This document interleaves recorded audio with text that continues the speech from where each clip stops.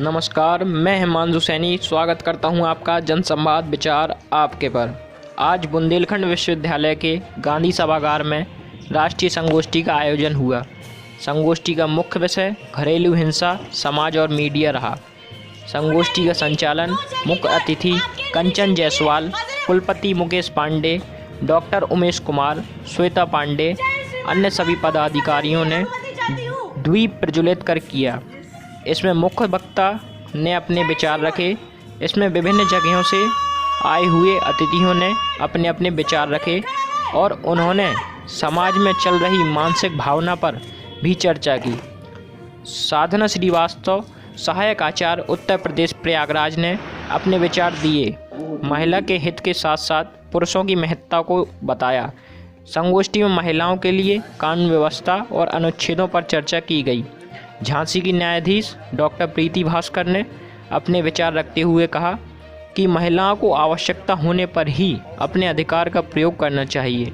उन्होंने बताया कि आजकल ऐसे बहुत से मामले सामने आ रहे हैं जिसमें महिलाएं झूठा आरोप लगाकर दूसरे पक्ष पर कार्रवाई की मांग करती हैं, जिस कारण जिसको वास्तव में सहायता की आवश्यकता है उसकी सुनवाई समय पर नहीं हो पाती।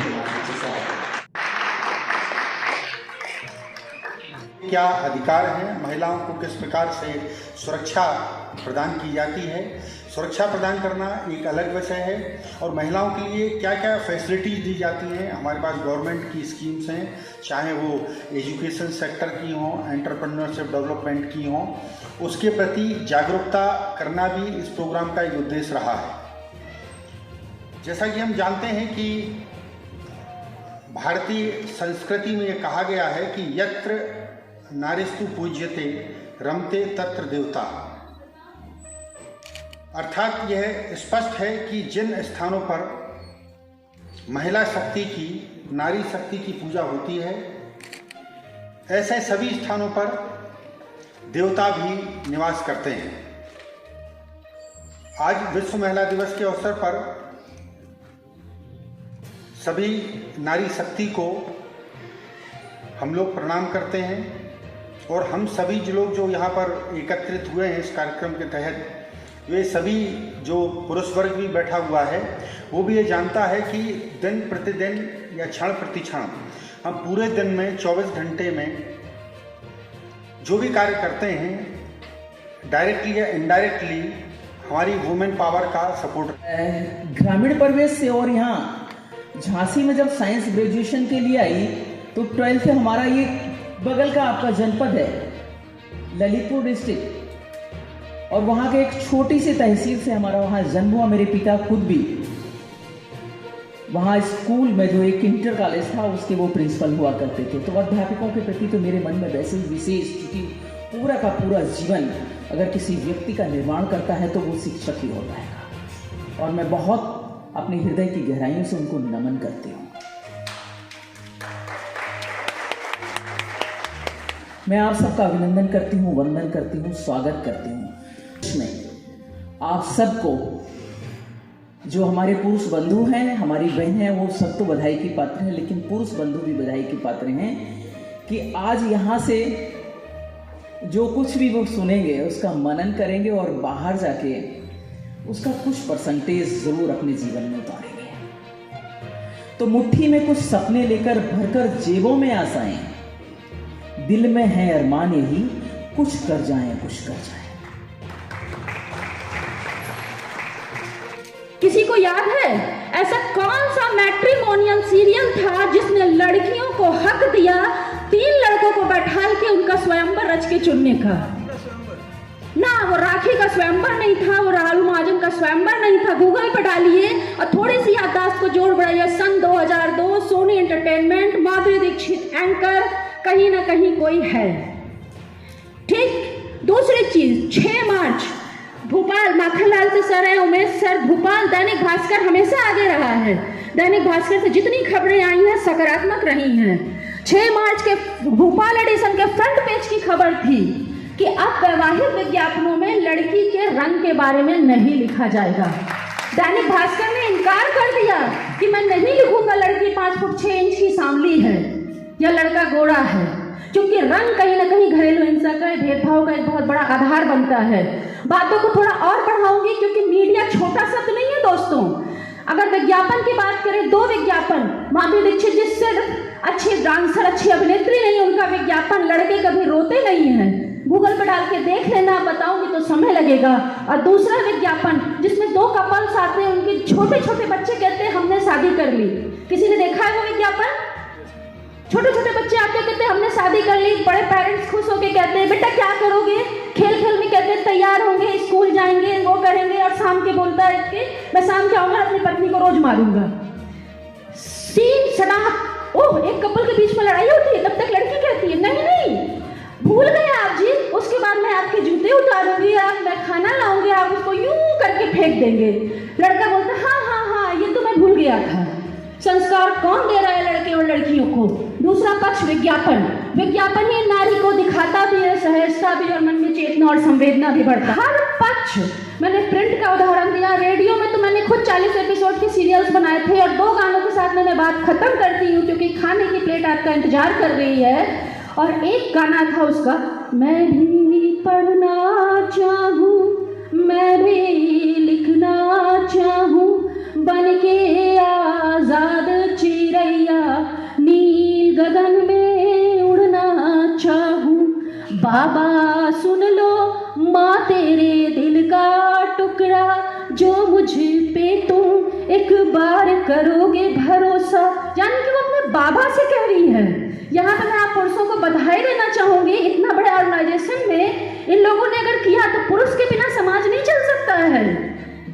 कहानीकार ने बहुत सारी कहानियां लिखी हैं, उसकी चर्चा मैं नहीं करूंगी। सिर्फ एक कहानी का 1 लाइन से मैं कहानी का अंत करूंगी और उसके बारे में मैं सब पूरे भाषण का अंत करूंगी। जो भी आपको लगे, कुछ लगे तो याद रखना, कुछ लगे तो भूल जाना। कहानी थी टूर मेरी। एक ट्रेन पे ट्रिप जाती है, लड़कियों को मिलती है खाने की जिम्मेदारी, लड़कों को मिलती है स्टेशन से पानी लाने की जिम्मेदारी। झगड़ा बढ़ता है, लड़कियां कहती है मैं खाना नहीं दूंगी, लड़कों को जोश आता है, कहते हैं मैं पानी की बोतल नहीं लाऊंगी। जहाँ शाम होते होते दोनों को अपनी स्थिति समझ में आ जाती है कि ना बिना खाने के चल सकते हैं, ना बिना पानी के गुजारा है। सेम यही तालमेल लड़के और लड़कियाँ होते हैं जो हिमालय की गोद में बसते हैं, और ये हमारी तरह स्त्री पुरुष होते हैं, और ये कठिन जीवन जीते हैं। लेकिन इनका जो मुख्य गुण है वो है नृत्य संगीत में पारंगत होने के कारण ही इन्हें किन्नर जाना जाता है। और आज के वक्त में हम हिजड़ा समुदाय को ही किन्नर कहते हैं, क्योंकि वो संगीत और नृत्य के लिए जाने जाते हैं। लेकिन आधुनिकता में हम किन्नर कहते हैं, लेकिन वास्तविकता में ही वो हिजड़ा हैं। हिजड़ा आखिर है क्या? हिजड़ा वास्तविकता में वह है जो मानव प्रकृति ने मानव रूप तो उन्हें दिया, लेकिन उनका कोई जेंडर निश्चित नहीं किया। इस रूप में हम उन्हें हिजड़ा कहते हैं। लेकिन क्या हिजड़ा कोई गाली है? नहीं, ये कोई गाली नहीं है। आप उन्हें जानें, क्योंकि वो हमारे ही बीच में हमारे ही भाई बहन हैं, और कहीं वो आसमान से नहीं टपके हैं जिन्हें हम इतने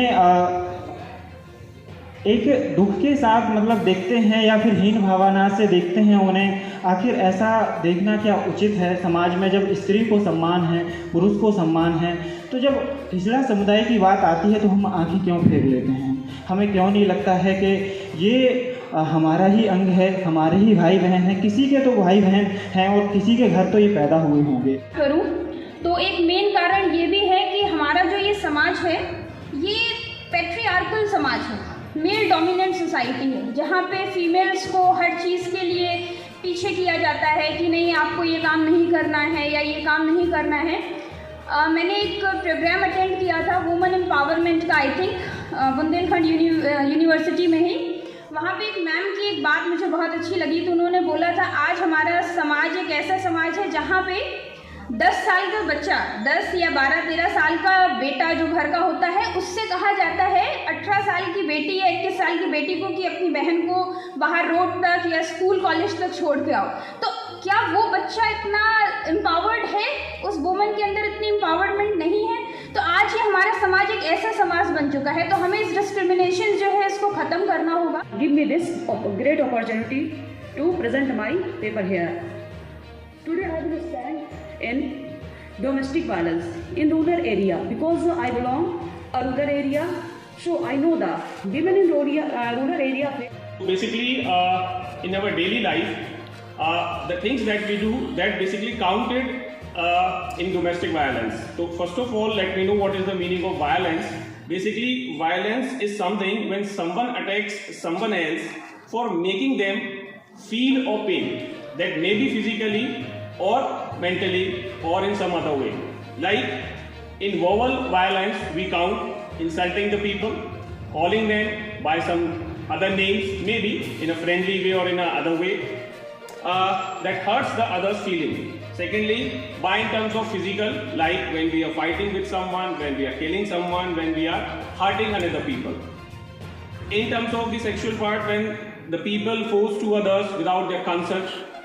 Symbolically, when we are doing some act which is not liked by the people by their own. Racially, when we are calling the people, when we are insulting the people, when we are making some kind of comment against the people on their color, on their nationality, or maybe with their gender, etc., etc., etc. As per the topic of seminar, domestic violence, so I am exclusively including my paper against the women's side. Domestic violence includes emotional, mental, physical and sexual violence in any form. जाएंगे आप महिलाओं। देखिए, आज international women day पे मैं पूरे हिंदुस्तान भर की महिलाओं को, बल्कि पूरे विश्व की महिलाओं को आज के दिन की बधाई और शुभकामनाएं। आज का दिन ये 8 मार्च बे संघर्ष के बाद में जब महिलाओं ने अपने अधिकारों की प्राप्ति के हेतु बड़े बड़े सम्मेलन और बहुत बड़े प्रदर्शन किए, उसके बाद में इंटरनेशनल लेवल पे 8 मार्च का दिन तय हुआ, जो इंटरनेशनल वुमेंस डे के रूप में आज आपके सामने है। मैं समझती हूँ कि महिलाओं को जो इतनी सशक्त होती हैं और उनके सशक्तिकरण को लेकर सरकार लगातार प्रयास कर रही है, और आज की महिला, आज की बहन, आज की बेटी और अब से बरसों पहले की बहन और बेटी में बहुत अंतर है। आज वो जागरूक है, आज वो सशक्त है, आज वो आत्मनिर्भर है, और आज वो हर चीज़ वो कर सकती है, चाहे वो ज़मीन की में खेती से हल चलाने से लेकर आसमान में हवाई जहाज़ तक उड़ाने का काम। बड़ी बड़ी स्कॉलर्स महिलाएं हमारी, बड़ी साइंटिस्ट महिलाएं, बहुत डॉक्टर्स महिलाएं हैं, और ना केवल नेशनल बल्कि इंटरनेशनल लेवल पर भी आज उन्होंने अपना एक मुकाम हासिल किया है। Thank you. पाती इसी तरह सभी ने अपने विचार रखे और कार्यक्रम के समापन में सभी को स्मृति चिन्ह और प्रमाण पत्र दिए गए। कार्यक्रम के समापन में उमेश कुमार ने सभी का धन्यवाद देते हुए आभार व्यक्त किया। धन्यवाद। ऐसी ही ताज़ा खबरों के लिए बने रहें जनसंवाद विचार आपके साथ।